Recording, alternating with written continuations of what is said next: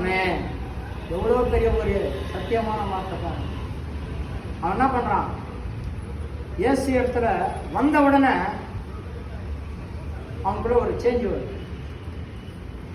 அவன் இத்தனை நாள் இயேசுக்கிட்ட எதனா பாடம் கற்றுக்கினானா, இல்லை இயேசு கிறிஸ்து எதனா அவன் காலேஜ் வச்சு அவனுக்கு சொல்லிக் கொடுத்தாரா, இல்லை கிளாஸுங்க வச்சு எதனா சொல்லிக் கொடுத்தாரா? இயேசு குறித்து கேள்விப்பட்டான், அவ்வளோதான். வேற ஒன்றே அவன் பண்ணவே இல்லை. இயேசு வரைக்கும் அவன் என்ன பண்ணல, பார்க்கல. இயேசு கிறிஸ்துவை சகவி பார்க்கல.